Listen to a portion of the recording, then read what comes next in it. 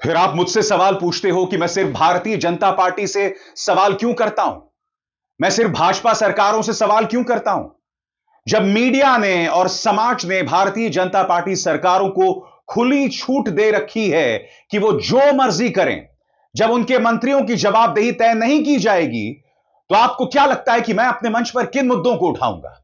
तो सवाल तो पूछ, हक है तेरा, फर्ज है तेरा, किसी की खैरात, किसी का एहसान नहीं तुझ पर, मगर शर्त है, अंदाज़े बयां हो बेखौफ, अंदाज़े बयां हो स्पष्ट, अंदाज़े बयां हो बेबाक। हां, उस लफ्ज को याद रखो, अंदाज़े बयां हो बेबाक। बेबाक। मैं आपसे एक सवाल पूछना चाहता हूं। उत्तर प्रदेश में बिजली को लेकर हाहाकार है, मगर उनके मंत्री एके शर्मा अपनी सरकार को एक्सपोज कर रहे हैं। राजस्थान का मंत्री कह रहा है कि भाई, जो स्कूलों में छतें गिर रही हैं, मैं अपने पैसे से तो ठीक नहीं करवा सकता। इतना संवेदनहीन बयान। बिहार में 70,000 करोड़ रुपए गायब हो गया। कल ही एक एम्बुलेंस में एक लड़की के साथ सामूहिक दुष्कर्म हुआ। गुजरात के अंदर एक पुल बीच से टूट जाता है, किसका इस्तीफा लिया गया बताइए मुझे। मध्य प्रदेश के मंत्री कहते हैं कि जहां सड़कें होंगी वहां गड्ढे होंगे। ये तमाम मुद्दे आपके सामने हैं। एक भी जगह किसी की नौकरी नहीं गई, किसी की जवाबदेही तय नहीं की गई। मीडिया इन मुद्दों पर प्राइम टाइम डिबेट नहीं करता। मैं आपसे सवाल पूछना चाहता हूं, बिहार में इतना बड़ा मुद्दा सामने है, 70,000 करोड़ रुपए गायब हो गए। कितने प्राइम टाइम डिबेट देखे आपने? जबकि आप जानते हैं बिहार इस वक्त गर्म मुद्दा है स्पेशल इंटेंसिव रिवीजन की वजह से। कायदे से मीडिया को इस पर डिबेट करना चाहिए, क्योंकि जनता इस वक्त बिहार से जुड़े मुद्दे देखना चाहती। क्या उस पर कोई डिबेट हुआ? मुझे बताइए आप। एक भी डिबेट नहीं हुआ। और फिर आप मुझसे कहते हैं कि मैं सिर्फ भारतीय जनता पार्टी सरकारों से जुड़े मुद्दे क्यों उठाता हूं। चलिए कुछ मिसाल मैं आपके सामने पेश करना चाहता हूं। सबसे पहले बलिया की इस तस्वीर को देखिए। इस वक्त उत्तर प्रदेश में बिजली का एक जबरदस्त संकट है दोस्तों। और आप देखिए, बलिया के एक अस्पताल में टॉर्च की रोशनी में ऑपरेशन किया जा रहा है। यह साल 2025 में हो रहा है। यह उस राज्य में हो रहा है जहां के मुख्यमंत्री देश के प्रधानमंत्री बनना चाहते हैं। मगर देखिए साहब, कितनी खूबसूरत मिसाल पेश की जा रही है उत्तर प्रदेश की, जहां टॉर्च की रोशनी में यह ऑपरेशन हुआ। पत्रकार पीयूष राय ने यह वीडियो अपने ट्विटर हैंडल पर पेश किया है। सबसे बड़ी बात, जब बिजली मंत्री एके शर्मा से सवाल पूछा जाता है तो वो जय बजरंगबली और जय श्री राम कहकर निकल जाते हैं। याद है कि भूल गए आप? सुनिए उन्होंने क्या कहा था। बहुत परेशान है, पूरे पूरे बीमारी परेशान है। बाबू केवल 3 घंटा बिजली मिल रहा है, 3 घंटा 10 मिनट सर। 24 घंटे में 3 घंटा बिजली मिल रही है सर। एसडीओ बोर्ड लगा के बैठा है कि 11 बजे 4 बजे तक मिलेगी, उसके बाद नहीं मिलेगी। हम लोग बहुत परेशान है। हनुमान जी प्रसाद एक बिजलियों से चढ़ा के सरकार के साथ पॉलिसी लगा रहे हैं।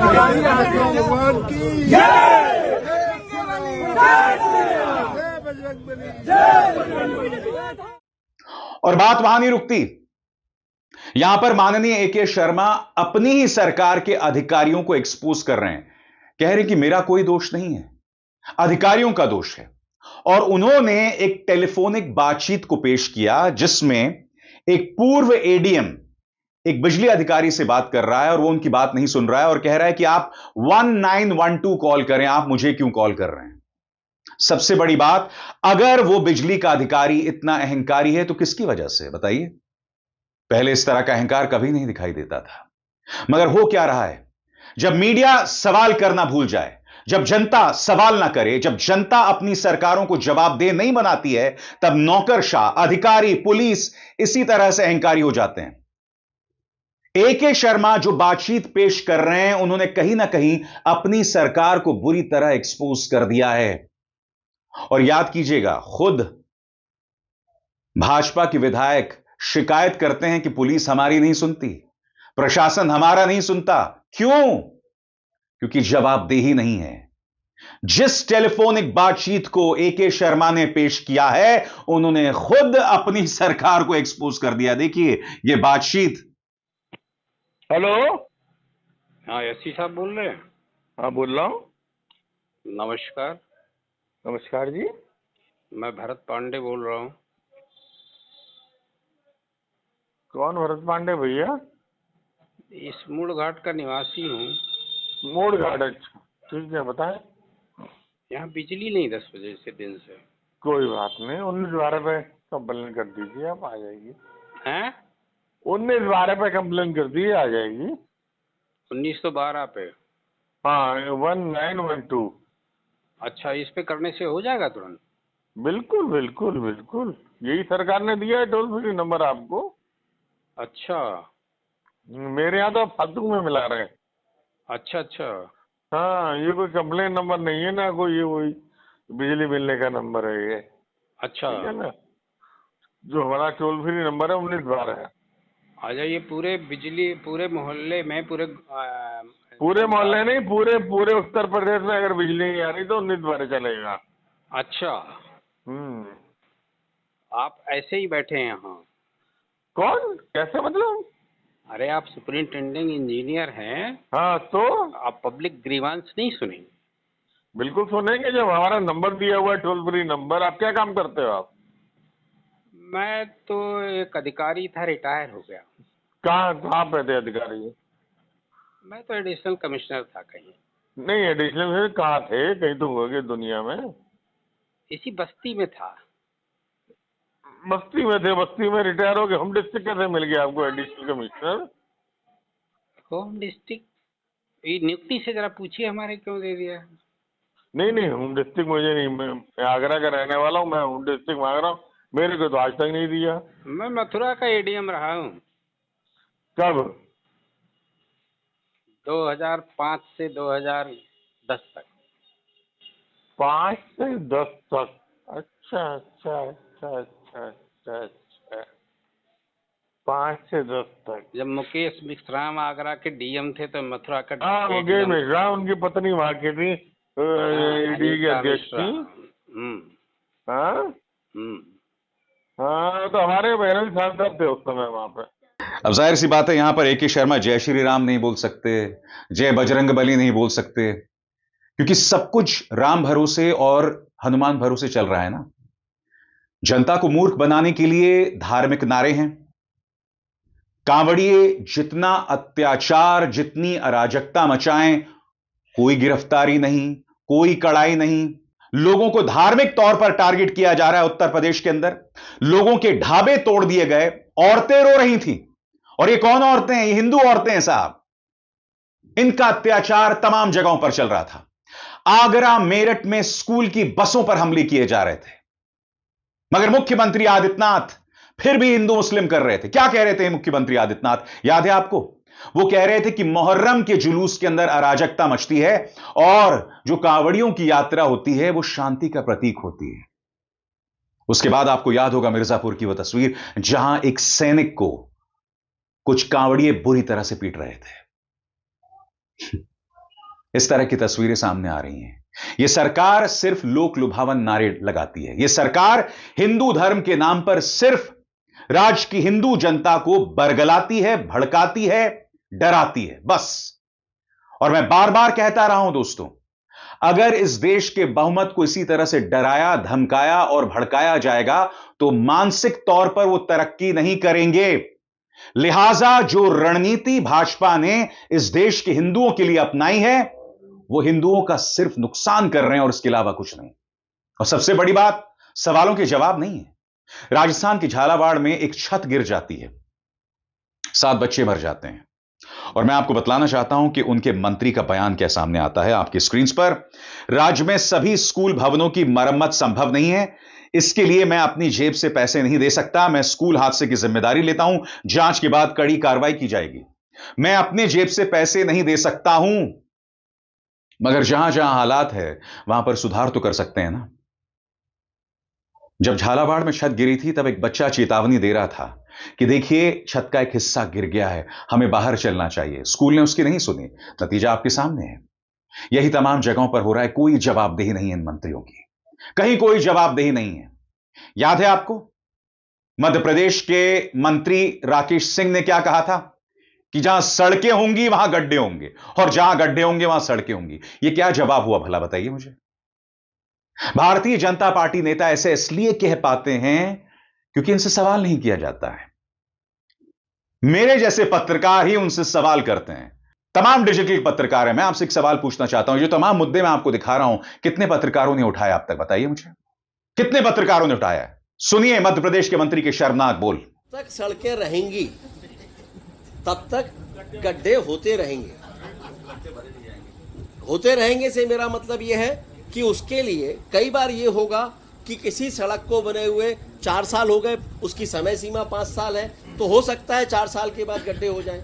लेकिन अगर कोई सड़क ऐसी है कि जिसको 4 साल तक खराब नहीं होना चाहिए थी, लेकिन 6 महीने में गड्ढे हो गए, तो वो गलत है और उस पर कार्रवाई भी होना चाहिए। लेकिन मुझे ध्यान में नहीं आता कि दुनिया में कोई ऐसी सड़क भी है कि जिस पे गड्ढा होता ही नहीं, तो वो तकनीक अभी तक पीडब्ल्यूडी के ध्यान में नहीं आई है। और आगे बढ़ने से पहले एक जरूरी संदेश। मेरे कार्यक्रमों के लिए आप नोटिफिकेशन का इंतजार मत कीजिए। मेरे चैनल में जाइए और खुद जाकर कार्यक्रम देखिए और रहिए अपडेटेड। और हां, ज्वाइन कीजिए मेरा चैनल। देखिए यह जरूरी संदेश। स्वतंत्र और आजाद पत्रकारिता का समर्थन कीजिए, सच में मेरा साथी बनिए। बहुत आसान है दोस्तों, इस ज्वाइन बटन को दबाइए और आपके सामने आएंगे ये 3 विकल्प, इनमें से एक चुनिए और सच के इस सफर में मेरा साथी बनिए। तो जैसे मैंने कहा ना, कोई जवाबदेही नहीं है। बिहार के अंदर लॉ एंड ऑर्डर बर्बाद हो चुका है साहब, मगर जंगल राज पर कोई डिबेट नहीं होंगे, कोई मीडिया सवाल नहीं उठाएगा। ताजा खबर देखिए, सेहरन पैदा करने वाली। बिहार चलती एम्बुलेंस में महिला के साथ रेप। होमगार्ड भर्ती की दौड़ में शामिल होने आई थी महिला। भर्ती प्रक्रिया के दौरान दौड़ते समय बेहोश हो गई। जिस एम्बुलेंस से उसे अस्पताल ले जाया गया, उसके ड्राइवर और टेक्नीशियन ने रेप किया। अपराधियों के हौसले कब बुलंद होते हैं मुझे बताइए? जब सरकार का निजाम नहीं होता, जब सरकार का फरमान नहीं होता, जब सरकार का डर नहीं होता, जब पुलिस का डर नहीं होता। Deputy chief minister Vijay Sinha अपनी पुलिस पर दोष मढ़ रहे थे। यह हालत हो गई है बिहार की। और सबसे बड़ी बात, इस आंकड़े पर देखिए साहब, 70,000 करोड़, ये छोटा आंकड़ा नहीं है। इतना बड़ा घोटाला सामने उभर कर आया। कहां डिबेट सुनिए आपने? जाहिर सी बात है, विपक्ष नाराज है। आज कांग्रेस पूछ रही है कि मीडिया के मुंह पर ताले क्यों? सुनिए सुप्रिया सुनेत क्या कहती हैं। इस देश के मीडिया को तो मानो सांप ही सूंघ गया है। सीएजी से बड़े घोटालों की रिपोर्ट आ रही है, लेकिन देश का मीडिया कुंभकर्ण की नींद सो रहा है। क्या आपने टीवी पर कोई डिबेट, किसी एंकर को चीखते चिल्लाते हुए, टेबल पीटते हुए कोई बड़ी खबर देखी है? आज सीएजी रिपोर्ट में खुलासा हुआ कि बिहार में 1 नहीं 2 नहीं 70,000 करोड़ खर्च हो गए, और वो कहां खर्च हुए इसका पता ही नहीं चल पा रहा है। कल सीएजी रिपोर्ट में खुलासा हुआ था कि रेलवे में भारी गड़बड़ी हुई, जिसके कारण सरकार को 573 करोड़ रुपए का नुकसान हुआ, और ये सीएजी ने खुलासा किया। लेकिन मीडिया में सुई टपक सन्नाटा छाया हुआ है। ये वही मीडिया है जो 2014 से पहले सीएजी रिपोर्टों को लेकर उछलता था और अब मान लो बेहोश हो गया है। वही मीडिया जो टेबल ठोक ठोक कर सवाल पूछता था सरकार से, अब मुंह में दही जमाए बैठा है। वैसे भी सीएजी की जो रिपोर्टों की संख्या है, द नंबर ऑफ रिपोर्ट्स, वो 75% कम हो चुकी हैं 2014 के बाद से, और उसके बावजूद भी जो इक्की दुक्की आ रही हैं, उस पर मीडिया मूक दर्शक बना हुआ है। हां, इनसे हवाबाजी करवा लो, हवाबाजी करवा लो। एक से एक फेंकू भरे पड़े हैं भारतीय जनता पार्टी में। अब मैं आपको इनके एक नेता का बयान सुनाना चाहता हूं। कह रहे हैं कि ट्रंप ने प्रधानमंत्री नरेंद्र मोदी को 3 बार कॉल किया, प्रधानमंत्री ने उस कॉल को नहीं उठाया। आप सब जानते हैं कि ट्रंप के सामने कौन नतमस्तक है। आप सब जानते हैं कि ट्रंप ने किस तरह से भारत को पाकिस्तान के बराबर लाकर खड़ा कर दिया। ट्रंप भारत को कुछ भी कह देते हैं, मगर खामोशी बनी रहती है। और सुनिए जनता को किस तरह से इनका एक नेता मूर्ख बना रहा है। यह चल रहा है साहब जवाबदेही के नाम पर। सुना जाए। देश का प्रधानमंत्री कैसा हो? प्रधानमंत्री तो आप जानते हैं विश्वविख्यात। 3 महीने से वो ट्रम्प रोज फोन कर रहा है, रोज। मोदी जी फोन नहीं उठा रहे। ये सच्ची बात बोल रहा हूं, पागल हो गया वो। नहीं होगा तो आगरा में भर्ती करवाना पड़ेगा। नहीं, उसके दिन आने वाले जो मोदी से टकराएगा वो मिट्टी में मिल जाएगी। एक तरफ जवाबदेही नहीं है और दूसरी तरफ क्रूरता की ढेरों मिसालें। ममता बनर्जी ने एक वीडियो पेश किया है। जैसा कि आप जानते हैं, गुरुग्राम में इस वक्त जो बांग्ला भाषी लोग हैं उन पर अत्याचार किया जा रहा है बांग्लादेशी होने के नाम पर। इनमें से कई लोगों को गिरफ्तार किया गया था, हिरासत में लिया गया था, अधिकतर लोग छोड़ दिए गए, शायद 9 या 10 लोगों को छोड़ के। मगर जो अत्याचार किए जा रहे हैं छोटे छोटे बच्चों पर, औरतों पर, यह वीडियो उसकी बानगी है। ममता बनर्जी यहां कह रही हैं, atrocious, terrible. See how Delhi police brutally beat up a kid and his mother, members of a migrant family from Malda's Chanchal. See how even a child is not spared from the cruelty of violence in the regime of linguistic terror unleashed by BJP in the country against the Bengalis. Where are they taking our country now? भाषाई हिंसा के नाम पर, यानी जो बांग्ला बोल रहा है और ऊपर से अगर वो मुसलमान है तो उस पर अत्याचार किया जाए। ये वीडियो उसकी ताजा मिसाल है। इस वीडियो को देखिए। यह है भारतीय जनता पार्टी सरकारों का चरित्र। এই দেখো আমার ছেলে কি করেছে, মারা ধরে সব কিছু 1.5 বছর আছে। এই দেখো কপাল টপাল সব ফাটিয়ে দিয়েছে মারে, পুলিশ বেলায় সব কিছু ফেলে দিয়েছে। আমাদের না কোনো কাপড়া আছে না কিছু আছে বাচ্চাদের। দেখো কেমন মারেছে। এটা আমার বউ।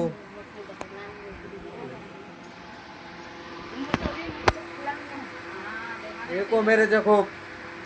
গালটা দেখা, এটা ঘোরা একেই নিয়ে গেছিল উঠায় পুলিশ বেলা। দেখো গালটাল কেমন করেছে আমারে। এটা ঘোরা দেখো কেমন করেছে। লেডিস তো কাপড়ে দেখাতে পারছে না, তাই নালে देखा तो तुम्हारे के।